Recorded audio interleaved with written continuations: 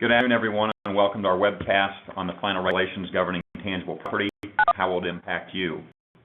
I'm Ethan Staller, the tax partner with Battelle Battelle, and I'll serve as our moderator today.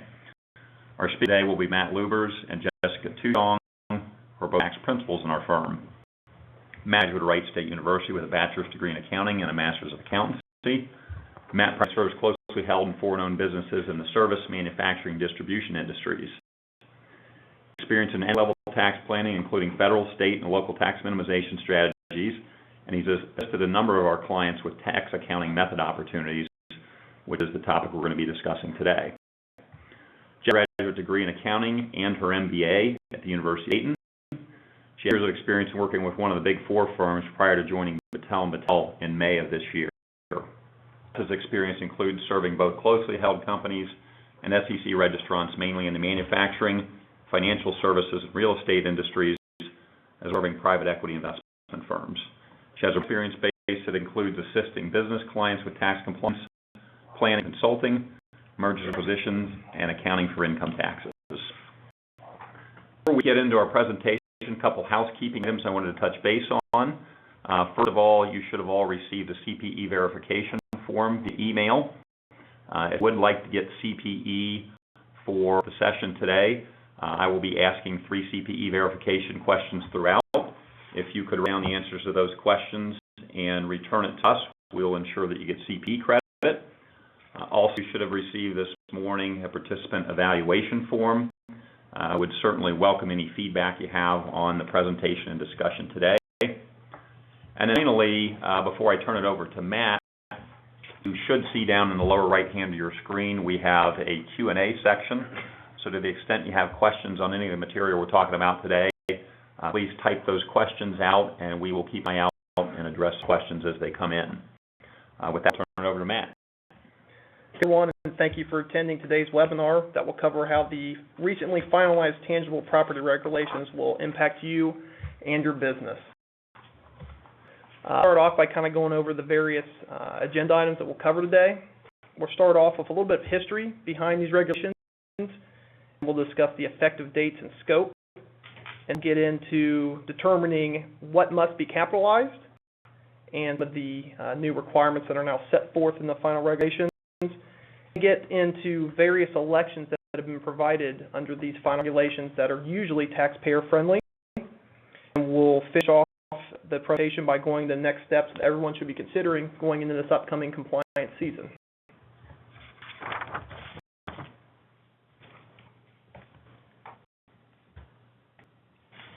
So to the history of the regulations. The intended goal of these regulations was to reduce controversies with taxpayers and better align the regulations with case law. The IRS has taken a very, I'd say you could look at either conservative stance of what to capitalize, or maybe if you're the taxpayer, a very aggressive stance on the required capitalization policies. What happened over the years is that when it's been taken to court, legislation has usually favored with the taxpayer and kind of backed off on the required capitalization policies.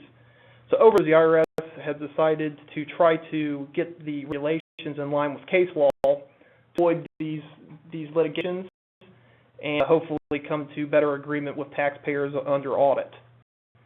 So off with back in 2003, roughly 10 years ago, No. 2004-6 was issued requesting comments on the tangible property issues. Then in August of 2006, proposed regulations were issued. And in May of 2008, reproposed regulations were issued. The whole time, they were just in draft form to try to get feedback from taxpayers. December of 2011, temporary regulations and some other proposed regulations were finally issued, and those effective date originally of January 1st of 2012. When they out due to the expansive requirements that they laid out for taxpayers and additional feedback that were given by both professionals in the industry, along with affected individuals, they delayed the implementation of these requirements until January 1 of 2014, and that's what gets us there today. So in September 2013, the final regulations were issued, and we're currently waiting for some guidance, but we want to discuss these regulations were issued back in September. The violations are generally applicable for tax years beginning on or after January 1st of 2014, but these final regulations do provide for the adoption for tax years beginning on or after January 1st of 2012 if the taxpayer so desires. Question for you on this, or maybe a couple questions. First of all, generally when there's a legislative change and they fit for either prospective application or retroactive application, which I think is your second bullet here, how would a taxpayer go about early adopting these provisions if they chose to adopt them for the earlier date? If they would choose to do that, generally speaking, the elections that we're going to discuss later in the presentation, those would be made by filing an amended return. Other options that will actually affect the method of accounting that you are applying. In those cases, you would be required to file a Form 3115, which is an application for change in accounting method. Okay.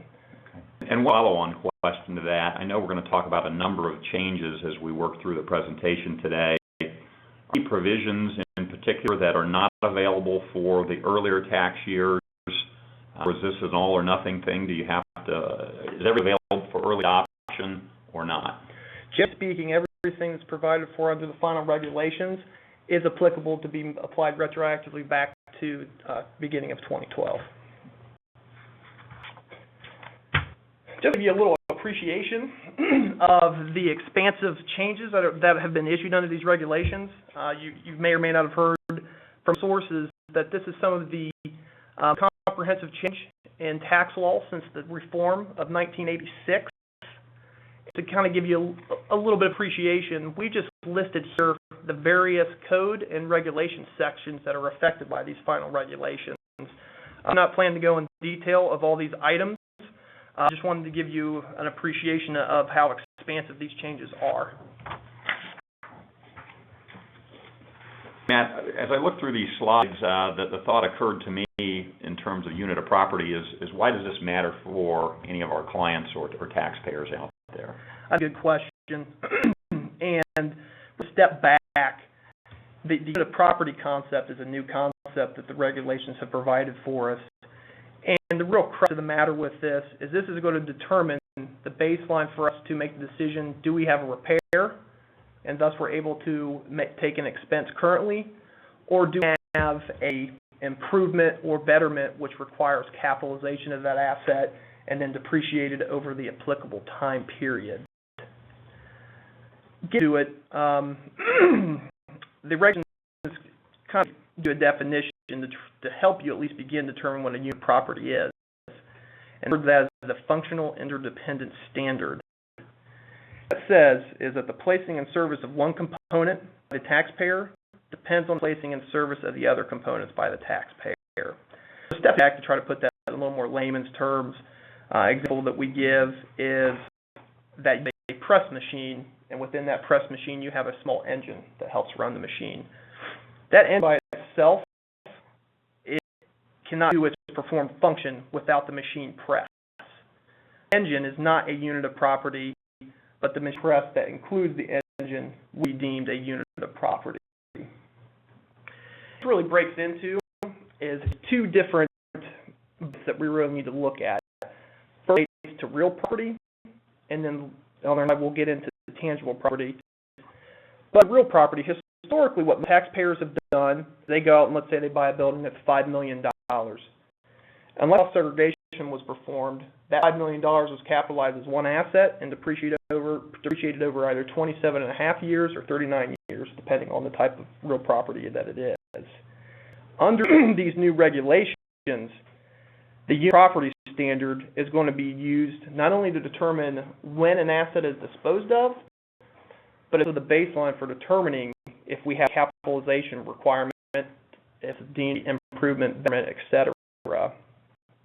So new regulations, what we're going to be required to do, bifurcate that building into its applicable building structure and building systems. So this is one change that we're going to see due to this. So that before, we had a $5 million asset that we had as one line item on your fixed asset register. What we're going to be required to do is kind of break that down into the building structure, which you can generally think of as the shell, and roof, windows, basically the exterior of the building, and the internal systems, which includes HVAC, plumbing, electrical, elevators, fire protection and alarm systems, security systems, and gas distribution systems. So in that situation,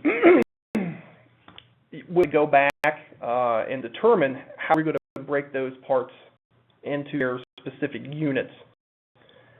Regarding tangible property, historically, when you buy, for instance, a piece of machinery, you've capitalized that as a separate asset. At a high level, looking at these new requirements, you're really going to get to the same answer, even though the regulations can have you step through it in a different process. So if we can think about the machine press we discussed earlier, let's assume that's part of an automotive assembly line. For interdependent standard, we want to look at placing a component in service as well as other components. So an assembly line, all of the different components that make up that assembly line would be deemed to be one unit of property. So in that case, you would account the whole assembly line as one asset. Well, it doesn't make sense, and the regulations have addressed this for tangible property.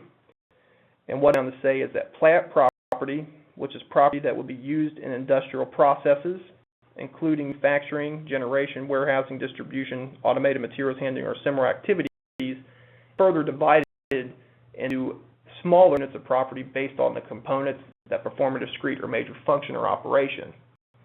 So, previous discussion point, each machine press would be a discrete and major operating function, and would be capitalized as a separate asset on your fixed asset ledger.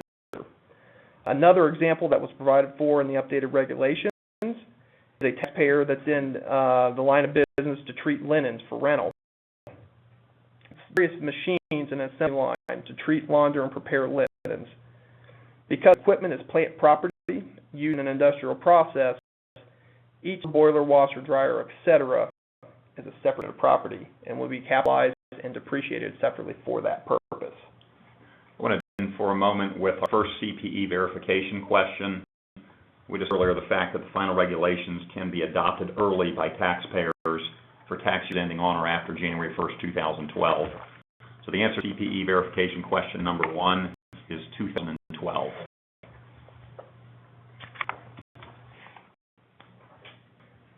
So today, what is this new unit of property concept important? Previously mentioned, it was going to determine be capitalized versus treated as a current repair expense. And the smaller the unit of property, the more the cost will have to be capitalized. For instance, let's say we have a $10,000 improvement to a $30,000 asset. That's going to be deemed an improvement. It's a one of the original of its cost. Now let's take the same example, and that we have a $10,000 improvement versus a $300,000 asset.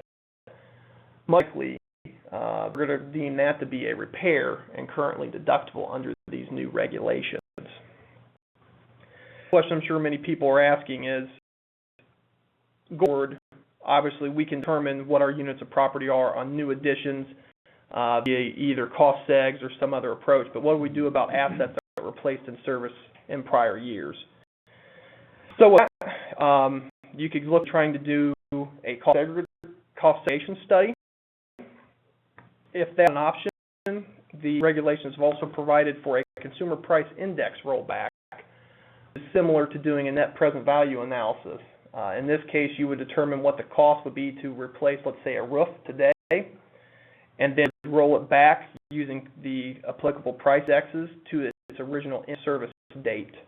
If you have any other reasonable method, you could also try to use that. Obviously, it would take a little more justification with the IRS, but they do leave it open for you to determine a different method. Okay, now that we understand what the unit of property is and how that's defined in the final regulations, let's go back and start where we currently are.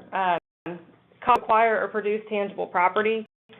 The rule is any amount paid to acquire or produce tangible property to defend or perfect title to that property would be capitalized. it's doing today and what's included on all of your fixed asset registers. You also are required to capitalize amounts paid to facilitate acquisition or production of tangible property. These costs are going to be things like bidding costs, finder's fees, commissions, secure appraisals for the equipment or the property. The amounts would all be capitalized under these final regulations. There are different rules can apply to real property, and so when we talk about the facilitative costs for tangible property, just keep in mind that we are specifying that's tangible property. There are still different rules for real property. If you're involved in a transaction that includes real property and tangible property, then the amounts that you're spending need to be allocated between the two, between the real and the tangible property, and then analyzed for proper treatment between capitalized or deduct. Okay, we're going to spend a little bit of time now talking about amounts paid to improve tangible property. This area is what a lot of people have been referring to as the repair regulations last decade. So generally speaking, we have to capitalize amounts paid to improving a unit of property. Big thing that comes to mind is, what is an improvement then?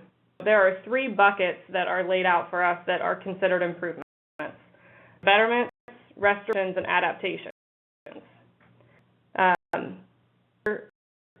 Were requests made from different commenters on the regulations over the past 10 years, asking for bright line tests, for harbors, what can I have that's a real easy way to determine an improvement.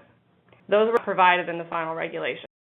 It is extremely facts and circumstances driven, and every case needs to be considered individually.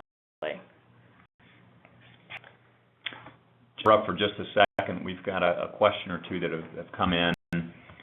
We have a question about whether cost segregation is required in order to take out the units of property in the case of a building. I don't think cost segregation specifically required. I think that's one method that a taxpayer could use. If you have all of the records and you have the information yourself to understand the different pieces and the different structural components and systems within your building, if we can identify that without the cost segregation study, that's fine. It's not required. It's just one method to get it done. Okay. Second question that came in says, did I understand correctly that we must retroactively apply the standard to existing property, plant, and equipment? At this point, we don't believe that you are required to. There was additional guidance that's supposed to be coming out shortly. Hopefully, it will be coming out in early December. Generally, we don't believe that you're going to have to be required to go back and bifurcate your into its structural components. The issue is, if you don't, is it's going to be much more difficult to apply the new standards. So, for instance, if you replace roof, or say you repair some shingles on the roof, without determining what the cost of a unit of property is, it's to determine if that's a repair or a replacement or improvement, which would require capitalization. So the issue is, if not doing some type of analysis to separate those lump sum assets in previous years, the IRS is going to have a much stronger argument to take the stance that they should be capitalized. So follow-up question on this. Let's say, and let's put this in the context of what Jess is talking about, if we had some money we spent on an existing asset several years ago that we treated as an improvement or a betterment, but after seeing this clarification, we'd be able to expense that under the new law. Would we do an accounting method change for that and in effect catch up and deduct those expenditures? Yes, we believe there will be. Once again, that is affected. It's going to be affected by the additional guidance that's supposed to be issued here shortly. But we do believe that you'll be able to do a catch-up via Form 3115 and be able to deduct those capitalized assets. Okay. So the first area, or the first bucket of the improvement definition is a betterment. The technical definition for a betterment is correcting a material condition or defect on a unit of property prior to the acquisition, whether the taxpayer was aware it existed or not. adding a material addition or materially increasing productivity, efficiency, quality, or output of the unit of property. To answer your first question, no, there's no definition or formula for material. Again, everything in this area of the regulations is fact and circumstance driven, and every transaction needs to be considered individually. So that's a lot of words in a definition. So let's go through a couple of examples I think that help illustrate what we're talking about. A company that purchases a store on a piece of land. Land had underground storage tanks for gasoline that were left by prior owners. The land was identified as the unit of property. And prior to our taxpayer buying that land, those tanks were leaking and contaminating the soil around it, but the taxpayer didn't know. So in year 2 of them owning this store and this land, they discover the contamination and they remediate the soil. The remediation costs are considered a betterment because it was a material condition or defect of that unit of property. So those costs are capitalized. An example, we'll go there's the other side of the decision process. It owns a building that has asbestos insulation. The company knows that the asbestos is in the insulation, but at the time of construction, it was before everyone understood that asbestos is horrible for a human being. When areas of walls around that asbestos insulation start deteriorating, the company becomes concerned for its employees and their health, and decide to remove all of the asbestos and replace it with better, more conscious insulation. Insulation is replaced. It is not considered a betterment because while asbestos is bad for human beings, structurally it serves its purpose in building and is not considered a material defect. So that's not a betterment, and that would be a deductible cost. Another idea here is more of the second half of the definition, which is about capacity levels, is one of the areas. So if a company that owns a building that it uses in its business, that building has a drop ceiling on the first floor. If the company decides to remove the drop ceiling to open up the windows and allow light to come in, it's not increasing the building structure, it's not increasing the capacity of the business to offer in retail space. That's not a betterment, and it's a deductible amount. We have the same building. We have that building that has real high ceilings. The company decides to install stairs and a mezzanine second floor within its original space. That is considered a betterment because it's offering more retail selling space, increasing the capacity that the company had in the building. So it's a betterment, and it is capitalized. The next bucket of improvement definition is for restorations. Restorations return the unit of property to its ordinarily efficient operating condition if that property is no longer functional. Builds the unit of property to any like-new condition after the end of its class life, or replaces a major component or substantial structure. If a loss is recognized on the old parts that are replaced, then those new replacement assets should be capitalized. We'll just put that out there. A couple examples to go through to better illustrate the restoration. An office building with an HVAC system. If you remember from the list Matt read off earlier, that is one of the 8 building systems that are considered separate units of property. The HVAC system includes 10 roof-mounted units, and the ductwork and other controls within the building is all one part of the same system. Out that a few offices within the building are having trouble controlling their climate and the need to replace 3 of the 10 roof-mounted units. The units are considered together to be a major component of the HVAC system, and replacing only 3 out of 10 units is not a significant portion of that component. In this example, we've not a restoration, and the amounts incurred are deductible. There comes a building with a sprinkler system in our second example. The system in and of itself is a major component of the fire protection and alarm system that Matt referenced earlier as one of the building systems as a unit of property. If you need to replace the entire sprinkler system, then that is considered a restoration because it is a significant part of a major component. It is in fact the entire component and it's capitalizable cost. Our last area of definition for improving tangible property is adaptations. This one's a little simpler, so there's not as much to talk about. If you have a property and you're changing or converting the purpose, so changing to have a new or different use that's not consistent with your originally intended use when it was placed in service, you have adaptation.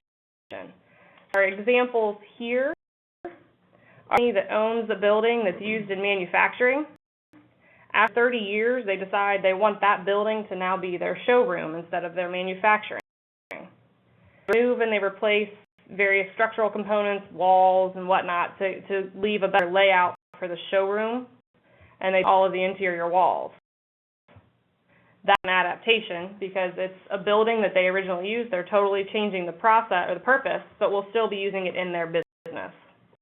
The second example is a company that owns a strip mall with 20 different retail spaces. The design of the building originally allowed for reconfiguration so that they could combine adjoining spaces and customize what their tenants were looking for. So one tenant in the strip mall decides they want to expand their occupancy and picking up a space on either side of their existing store. They're encouraged to remove those walls and combine the spaces in deductible amounts because that's an adaptation.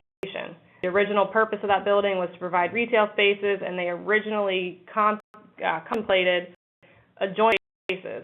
Ultimately, when they do change that configuration, it's not considered an adaptation. Step in for just a second. We received a message from one of the participants indicating that their slides were not advancing on their screen. So for anyone out there that's having issues, we will let what slide we're on going forward. Right now we're on slide 13, getting ready to move to slide 14.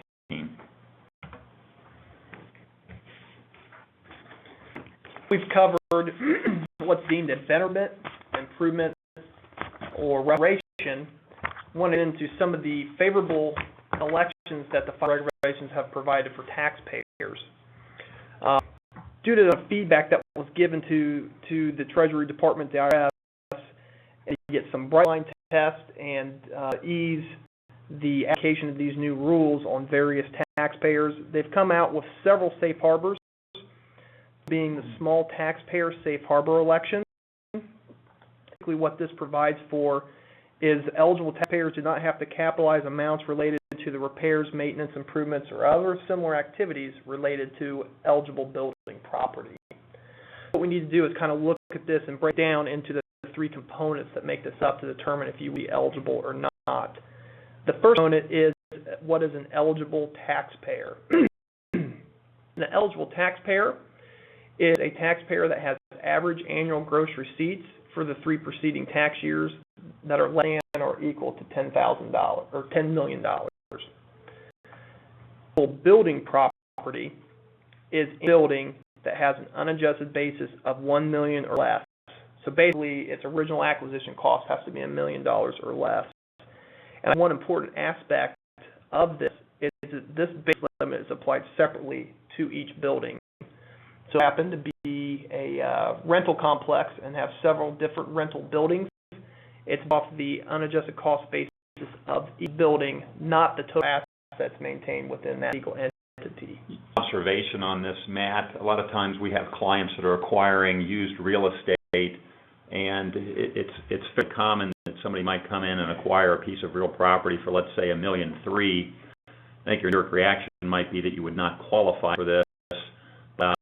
Is it safe to assume that a cost segregation study and determine that the 39-year property was something less than $1 million that we could fall under this election?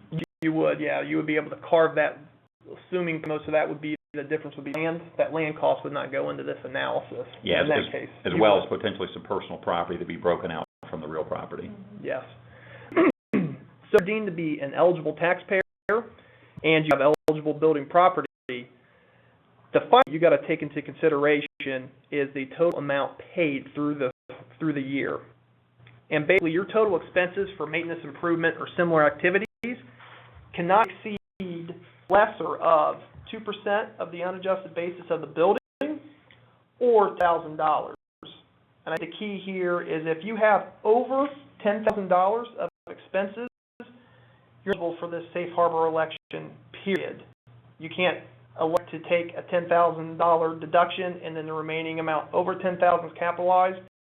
If you're $10,000 in total, you're not eligible for this election. Matt, one question for you is it's fairly common with our clients that they would put real estate in a separate partnership and keep that entity separate from their operations. Are there any sort of related party rules or controlled group provisions where some of these caps and limits would come into play? That's a good question, Justin. There's actually been a lot of informal discussion on this. And reading of the regulations itself would indicate that the aggregation rules do not apply. There's no mention of aggregation requirements in the 263A discussion, but that practices in this area and other reliable sources believe with some of this additional guidance that's going to be issued here coming shortly, that the aggregation rules will apply. So to be determined, the way the regulation is written would say not, but we think that at the end of the day, aggregation rules will apply for the $10 million analysis. Okay. In the case of leased property, the unadjusted basis will be equal to the rent paid or expected to be paid by the leasee under the lease for the entire term, including renewable periods that are reasonably expected to apply. So in this example that we have lease expense of $4,000 a month, and let's assume it was a 20-year lease. The unadjusted basis would equal $960,000. That would be under the $1 million requirement, so we passed that test. And assuming the total expenses paid for the year were under $10,000, and the gross receipts to the taxpayer were not in excess of $10 million, they would qualify for this small tax safe harbor election. One thing to note to make this election, it is an annual irrevocable election, and it's made building by building basis, so it will require an additional statement to your return notifying the IRS that you are making this election. In addition to that $10,000, we'll be discussing some other safe harbors here shortly, including Minimis safe harbor and routine maintenance safe harbor. Basically, what this last point is indicating is that expenses that are excluded under other safe harbors that you may be eligible for are not excluded under this analysis. So have, let's say, a $5,000 exception under the de minimis safe harbor, which we will be discussing here shortly. That $1,000 goes into your $10,000 analysis that you have. So at the end of the day, there's probably not a lot of value here for many of our clients. Generally speaking, we think there is not going to be a lot of value. Jump in for a moment with our second CPE verification question. We just covered the small taxpayer safe harbor election, and the Fed is available to taxpayers with annual revenue of $10 million or less. So the CPE verification question number 2 is $10 million. We're now on to slide 16, the safe harbor election. Previously referenced this safe harbor, but this is another election that is actually more applicable to the majority of our client base. And what this does is basically allows taxpayers to deduct amounts paid for property up to a base amount if they meet certain thresholds. This threshold under the safe harbor is $5,000 deduction. And it provides for is that a taxpayer that has an applicable financial statement, having capitalization policy in place, and the affirmative election deduct items that are either on an invoice or per item basis that cost $5,000 or less. Before we get into maybe some of those more details, let's just step back and determine what is an applicable financial statement. An applicable financial statement is either a certified audited financial statement or another financial statement that would be provided to a U.S. federal or state governmental agency. Reviewed or compiled financial statements. Unfully reviewed and compiled financial statements face of the surface do not count for this de minimis exception, for the 5,000 exception. Now, if the review or compilation is provided to a U.S. federal or state government agency, then they would qualify. So if for some reason you would have to give your financial statements to let's say you have to get bonded for construction purposes, if you get to a state agency, that would qualify. And I believe that internal financial statements would qualify as well. They would not have to be a formal review or compilation completed by an independent firm. Okay. So once you determine if you have an applicable financial statement, you must have a written capitalization policy in place at the beginning of the tax year. And then that capitalization policy needs to be followed consistently in your books and records. So you can write a policy to say that you're going to expense items that are less than $5,000, and you only expense items that are under $1,000. That's not going to fly. So you do need to be consistent in your book treatment with your written policy. And as discussed, the threshold applies on a per invoice or per item basis. So since you had an invoice that was $10,000, but it was made up of 5 items, each item theoretically would be $2,000. You're able to deduct that entire invoice currently and not capitalize those assets. Does the written capitalization policy requirement tie into the notion of early adoption? I mean, if we have to have this in place at the beginning of the tax year, it doesn't seem possible to have that effective retroactively. No, I don't believe it will be. That was brought up in some of the feedback from the proposed regulations, and based off of our current understanding, you would have had to have this policy in place at the beginning of your 2012 or 2013 tax year. Now, there is some speculation with some of the items that will be coming out that they back off of that a little bit and provide for some retroactive relief, but that is to be determined. We're now at 17. Some other considerations that we should take into account when we're looking at the de minimis safe harbor election. As discussed, you had to have either audited financial statements or financial statements that are provided to a U.S. federal or state government agency. If you meet that requirement, you still are able to make the de minimis election, but the $1,000 threshold drops to $500. So let's just say you just get a review or compilation that you just issue to your bank and to the shareholders. As long as you still have a written capitalization policy in place at your tax year and you make the affirmative election, you can deduct items on a per invoice or per item basis of $500 or less. If you make the election or the written policy in place, the de minimis threshold basically drops to $200. So if you have a bunch of coffee makers or calculators, you can expense those and you don't worry about the IRS arguing with you on those deductions.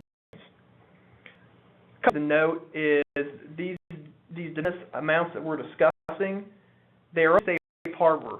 It doesn't mean that this is law. Anything above 5,000 or 500 has to be capitalized. It's just a safe harbor amount that basically dictates the IRS will not come in and argue if amounts below that. If you're at it or have other agreements with the IRS that are at a higher threshold for current deductibility, those limitations still apply. This is just a safe harbor, kind of a bright line test out there. In addition, even though you may be currently deducting these items for expense purposes versus capitalizing, they may still be subject to inventory capitalization policies that are required under the tax rules, referred to as UNICAP. The next harbor we want to discuss is the routine maintenance safe harbor. And what it provides for is that costs related to an activity that are considered routine maintenance on assets do not need to be capitalized. The first thing we want to do is kind of cover what is deemed routine maintenance. According to the regulations, it's an activity performed to keep a unit of property in its ordinarily efficient operating condition, and the taxpayer reasonably expects to perform these activities more than once during, if it's for tangible property, the asset's useful life, if it's a building and its structural components, within 10 years of the originally placing building or its structural component into service. So let's first look at routine maintenance. I want to emphasize on the term orderly, efficient operating condition. What that means is that it would truly just be a routine maintenance expense that you have incurred just to keep it in its normal, efficient condition to use on a daily basis. If you have a expense that would fall into the discussion that Jess covered earlier, that it would be betterment and adaptation or some other type of improvement or restoration, then it would still need to be capitalized. So this is a all or nothing test. You do have to use some subjectivity and analysis in expenses, but it would be deemed an ordinary efficient expense that you routinely incur. Most of it would qualify for this. So the one thing that comes to mind is carpet. If a rental properties, you're replacing that carpet every 3 to 5 years. That's a routine maintenance activity that occurs, so you would be able to deduct that carpet currently. Let's say that you are at old that has carpet in the back room that you haven't replaced for 20 years. In that situation, it wouldn't be routine to have that carpet replaced, and most likely that would be required to be capitalized. In addition, the item is reason expected to perform the activity more than once during the given lifetime. So once again, for tangible property within its useful life, or for a building or its structural component. Objective, we've had all of our clients ask, what does that mean? What happens if in 10 years, in this case for a building, we thought we were going to make this would be a routine maintenance item, and we didn't end up doing it again? What does that mean? The IRS have come out with the final regulations and stated that they will not use hindsight against the taxpayer. The taxpayer just has to substantiate that the reasonable expectation was in place. And to consider if the reasonable expected would be the recurring nature of the activity, common industry practice, manufacturing recommendations, or any similar experiences you've had in your existing operations. Next I want to cover is materials and supplies. The regulations also provide for a current deduction of incidental materials and supplies, and basically what that provides for is that if you have tangible property that's used or consumed in your operations that is not inventoried and meet the various bullet points below, you can deduct these costs when they're paid or incurred. So what I'm trying to get to is that you're not to interplay the terms, but the amounts, immaterial amounts that you would spend on, whatever it may be, at Battelle, calculators, pencils, pens, even if it's a large amount that you've acquired a big value in the invoice, if the property itself has an acquisition cost of $200 or less, you can deduct that. And once again, this is somewhat of a safe harbor the IRS has provided to assist with disputes upon audit. Now, from that, the key here for deductible materials and supplies is that it is not inventoried. And what it really means is that there is no records of the consumption or the actual inventorying of those items on the balance sheet. So have a separate ledger that's tracking, let's say spare parts is a good example. Items you have to deduct, you can't deduct until they're used or consumed or otherwise disposed of. We put together a quick slide here to try to walk you through the various interactions of the safe harbors that we just discussed. Slide 20. We'll just look at the total amount paid. And looking at, a lot of that's going to dictate if it is actually an improvement or a CAIS item or not. But let's say you're in the gray area and you're not sure. First look at is, am I an eligible small taxpayer? If you are, then look to apply the small taxpayer safe harbor to each building. So to get back to the $10,000 of expense for each building, assuming you meet the other qualifications. If you're eligible small taxpayer, then you would look to see, does this item fall under your de minimis safe harbor? Or fall under your routine maintenance safe harbor? If it does, you can currently expense and move on. If it doesn't, then comes down to a true facts and circumstances analysis to determine that a material and supply or repair. If it is not, it has to be capitalized. And if it's deemed material supply or repair, then you would just have to do some additional review just to determine the appropriate deductibility. So the election that we're going to talk about today is the partial disposition election. This particular election is not actually included in the final regulations that were issued in September, but were issued at the same time in proposed form, which means likely that they will change how significantly before they're finalized. Under the proposed regs, though, a partial asset disposition allows the taxpayer to recognize a loss on the retirement of a structural component of property without previously identifying that component as a separate asset. So, say I bought a building a couple of years ago. When I input into my fixed asset register, I put a $1 million building as a 39-year asset, started depreciating it, and moved on. If I have to now come in and replace a structural component, this election gives me the opportunity to recover the basis and take a loss currently of what I'm replacing and determine the capitalization needs for the new asset. The election is an annual election made on a timely filed original return in the year of disposition. If you don't make the election, the taxpayer just continues to depreciate the basis of the retired component with whatever larger asset it was a part of on the register.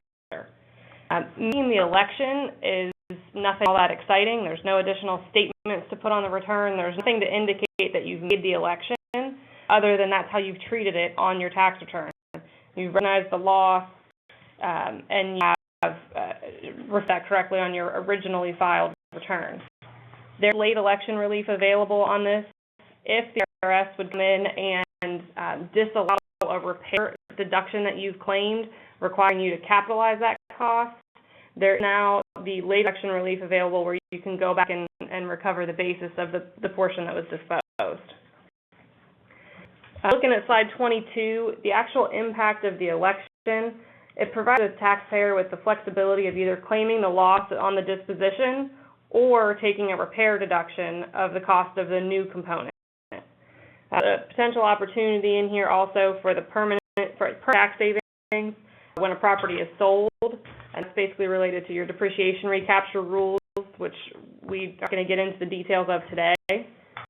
Additionally, if you make this partial asset disposition election, the costs you incur to remove the retired or disposed property can be deducted instead of capitalized along with the new asset. And that is a change from what we do today. So that's a potential benefit to a taxpayer to make this election.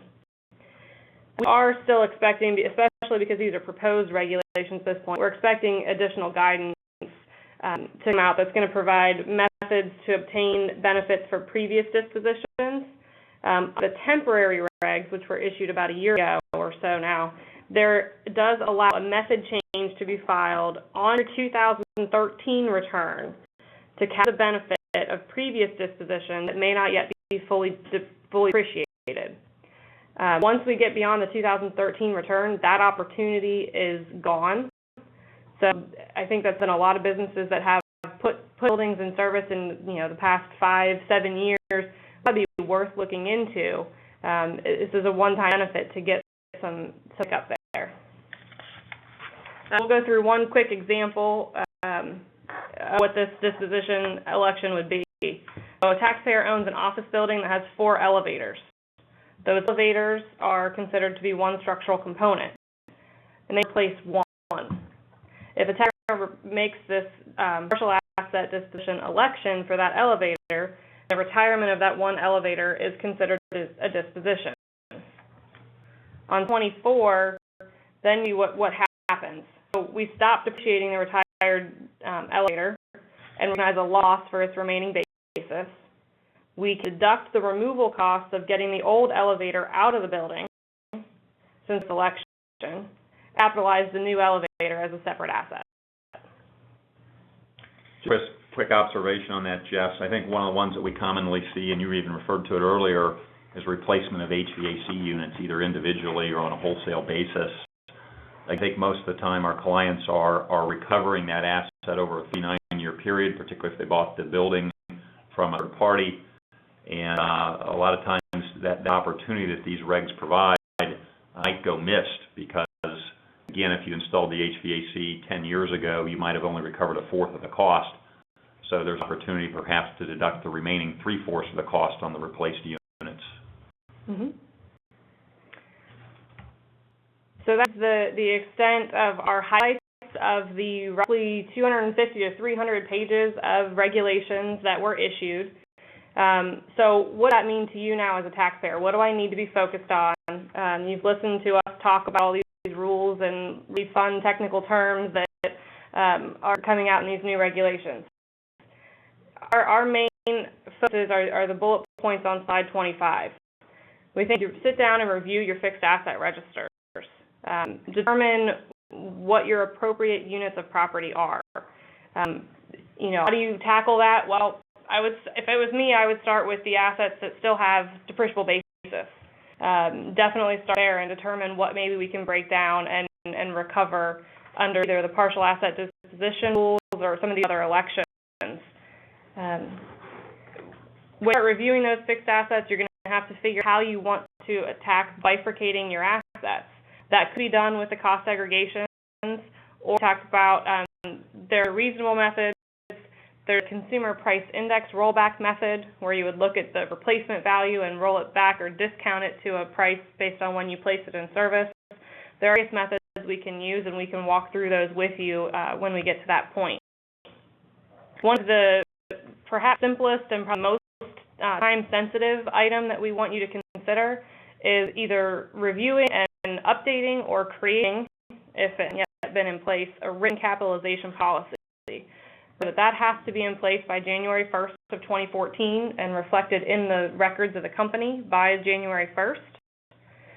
If you've already had one in place, we would recommend that you sit down and review that, review the thresholds, and determine if you want to make any changes to them to relate to these new regulations. Lastly, we are still anticipating additional guidance. As with most things coming out of government lately, there's a delay, and we need to wait for those to come out. We're expecting revenue procedures and perhaps other items to be issued that will help us understand exactly how they want to see these method changes, if there's anything else they want to see from the elections, exactly what the service is going to be looking for. Wrap up the discussion today with our final CPE verification question. As we've discussed, one of the areas impacted by the new regulations is the trend of partial dispositions. The answer to CPE verification question number 3 is disposition.